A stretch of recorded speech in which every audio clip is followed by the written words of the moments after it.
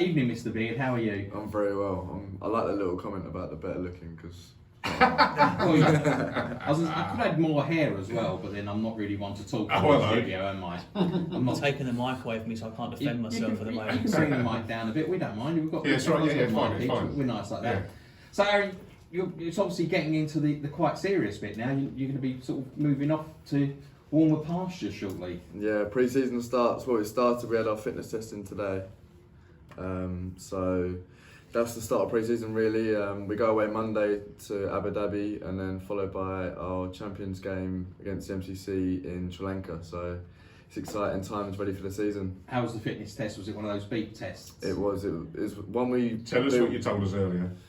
I've been trying to beat Alistair Cook at the yo-yo test, which is what our fitness test is called, for a few years now. And I thought this year would have been the year, but it's still not the year. So I'm going to have another go at it next year. Is he still beating everyone? Everyone. Machine, isn't he? Absolute machine. Was he sweaty? No. Not a drop of sweat on him. I know people, I mean, we'll chat about him quickly. I know people laugh and joke, but the fact that he's done everything that he's done in the game, and here he is turning up on an absolutely awful Thursday morning and beating everyone still. It just shows how professional the guy is. Yeah, he's a true professional. He's everyone in the change room still looks up to him no matter who they are and how many games they've played. Alistair Cook's still the person they look up to and try and set their standards to, because Cookie's always the one that sets the highest standard and is always the first to train and always the last to leave. So who was second then? Did you get an honourable second? I did get the silver medal, yeah. Oh, I was quite happy with that. Yeah, I bet. Get a bit of stick from the rest of the boys? I got a bit of stick from Cookie, yeah. I had a FaceTime with him earlier on today just to rub it in a little bit more. And who was last? Come on in, let's see. Oh, I'm not going to name any names for that one. Oh. Who was third? Tom Wesley, our new captain, was third. He's setting a higher standard now. He can sweat. I've seen him doing beat tests before. Yeah, he's a good sweater. Yeah, Tom's actually one of those ones that you wouldn't necessarily pick as a third one there, would you? No, he's worked hard in Cape Town where he's been this winter after Christmas, and he's come back setting the bar high. He's a married man now as well, isn't he? He's a married man, yeah. Congratulations, Tom, from all of us. Congratulations to him too. I was lucky enough to go to the amazing wedding that he had, and he put on a great do, and we had a lot of good fun. And obviously just mineral water all night as well, being the absolute professionals you all are. Exactly right, you've nailed it on the head there, yeah, Brett. Exactly.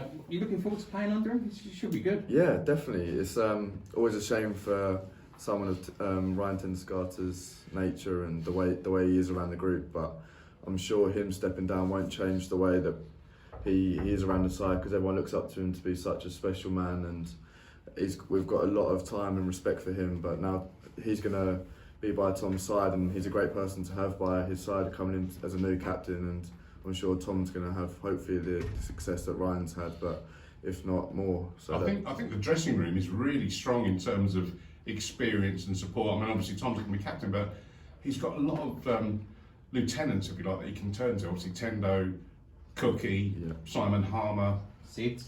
Yeah, we've got a lot of captains in the room in our dressing room at the moment that could do the job, but the staff have obviously thought that Tom's got the best attributes for it, and I'm sure he's going to do really well. And we also have a good balance in the side, so we've got youngsters and experienced players and people that are coming through to be senior players. So we're all sort of gelling together really well in the last sort of 5-6 years, and that's shown with all the trophies that we've been winning in the last 4 years. Yeah, and for you personally, obviously you've got a few names in front of you. You're going to have to maybe drop a few balls in the warm-ups early season. I mean, you obviously, with you, Sam Cook, Ports, Sids, Matt Quinn, how's Quinny doing? Is he? Yeah, Quinny's doing really well. We're all bowling well. It's a good competition within the side to get that last place or whatever place is going to be available. But all you can do is focus on yourself really and make sure you're ready to be selected. And then if the selection does happen, happy days. If not, then work harder and support the lads that do play. And you might be considered one of the young whippersnappers, but there's a couple of others coming behind you as well, looking quite decent. Definitely. Ben Allison's come back from Australia, the young bowler from Brentwood. He's bowling really well, making it hard for the coaches to leave him out, and so it's always good to have people coming up and making it hard to leave him out and making the senior spot up for grabs if it does come available. We talk about this a lot on the show. The Essex conveyor belt is the term I like using, and this goes back donkey's years. It's not a recent thing, but just how kids have come through the academy, you know, put the hard yards in and the twos, made it to the ones and flourished, and then gone on to, you know, Alistair Cook is the prime example of someone that came through that. But I mean, there's a whole long list of others. And it continues to do so. It's amazing, really. It is, yeah. So we've had people that have unfortunately left the club, but they're doing exactly the same thing. They've come through Essex age groups, Essex Academy, and gone on to represent England. People like Ben Folkes, Tymar Mills, people like that. And then we've still got a lot of players that have the chance or could have the chance in the future to do that. So it's exciting times for Essex, and I'm sure hopefully there'll be many more people representing Essex in the future. I think if anyone's really interested, it's worth, next time you're up at the county ground, to go into the indoor school, and there's a big honours board in the reception area, and if you look on that and go back down the years, and you'll see these names. I think Chops is another one that came through that. Yeah. But it's quite amazing the amount of youngsters that went on to, like you say, international glory in some cases. So. Yeah, whenever I go into the indoor centre, I always have a little look up there, and it sort of gives me motivation to try and get my name up there in the future and to keep working hard and keep motivated. And my name's up in there. It is. In the changing room, it's just by the showers, like keyed into the brick. I thought there was going to be something. A few years ago, that. Right, let's get a bit of music on, and then we'll chat a bit more after.